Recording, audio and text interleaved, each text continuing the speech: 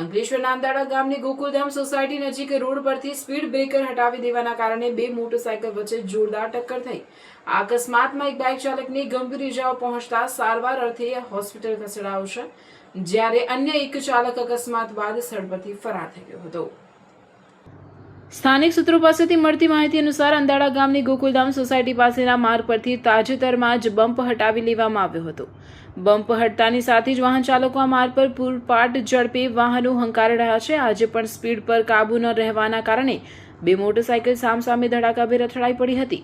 અકસ્માત એટલો જોરદાર હતો કે બંને બાઇક ચાલકો રોડ પર પટકાયા હતા, જેમાં એક વ્યક્તિને શરીરે નાની મોટી ગંભીર ઇજાઓ પહોંચી હતી. આસપાસના લોકો તાત્કાલિક મદદ માટે દોડી આવ્યા હતા અને ઇજાગ્રસ્ત ચાલકને 108 મારફતે નજીકની હોસ્પિટલમાં સારવાર અર્થે ખસેડ્યો હતો. બીજી તરફ અકસ્માત સર્જનાર અન્ય બાઇક ચાલક પોતાની બાઇક લઈને ઘટના સ્થળેથી જતો રહ્યો હતો. ગોકુલધામ સોસાયટી નજીક અવારનવાર થતી વાહનોની સ્પીડ અને બમ્પ હટાવી દેવાના નિર્ણયને પગલે રહીશોમાં માર્ગ સુરક્ષાને લઈને ભારે ચિંતા અને આક્રોશ જોવા મળી રહ્યો છે. સ્થાનિકોની માંગ છે કે અકસ્માતો રોકવા માટે અહીં ફરીથી યોગ્ય સ્પીડ બ્રેકર બનાવવામાં આવે. ઘટના અંગે સ્થાનિક પોલીસને જાણ કરાતા પોલીસે અકસ્માત અંગે કાયદેસરની તપાસ હાથ ધરી છે.